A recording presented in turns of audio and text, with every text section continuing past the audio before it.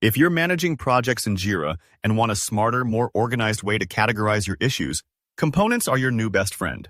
In this tutorial, I'll walk you through exactly how to create a component in Jira, step by step. By the end, you'll be able to group related issues, set automatic assignment rules, and make your team's workflow a whole lot smoother. Let's get started right inside Jira. First things first, just a quick note, you'll need to have the right permissions to do this.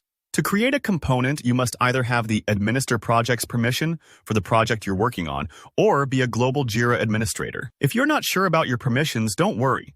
Just check with your Jira admin, or try following along, and the system will let you know if you need extra access. Now, let's dive in. Head over to your Jira dashboard and open up the project where you want to create the new component. This is important. Components live inside specific projects, so make sure you're working in the right spot. Once your project's open, look over to the left-hand side. You'll see a sidebar with a bunch of options. Scroll down until you find Project Settings and give that a click. The Project Settings area is like your command center. It's where you'd go to adjust almost anything about your project. Next, within Project Settings, look for a section labeled Components. Sometimes it might be tucked away among other settings, but just take your time. There's no rush. And select Components when you see it. Here's a quick tip for Jira Cloud users. At the top right of this page, you might see a toggle between Jira Components and Compass Components.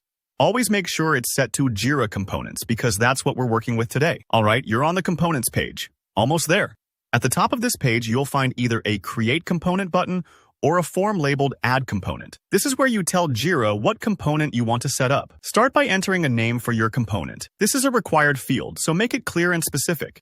For example, if you're managing a software project, you might create components like Frontend, Backend, or API. Clear naming now will make sorting and filtering issues much easier down the road. Underneath the name field, you'll have a chance to add a description. This is optional, but I highly recommend filling it in. It acts like a little tooltip for your team.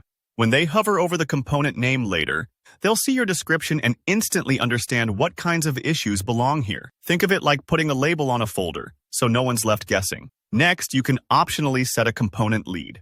This is the person who will typically oversee work for this section, and it's handy for accountability, kind of like designating a go-to expert. If your team has a subject matter expert or someone who always handles a particular part of the project, set them as the component lead here. There's also the option to choose a default S&E. This determines who will automatically get issues tagged with this component.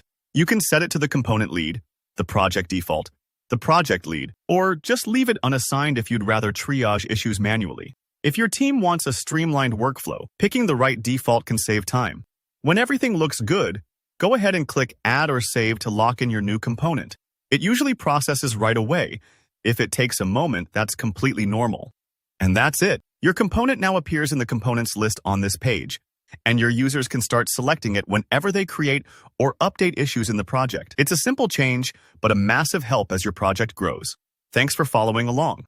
If you found this tutorial helpful, please give it a like, ask any questions in the comments. I read them all. And don't forget to subscribe for more step-by-step Jira guides and tutorials. Here's to a more organized Jira experience.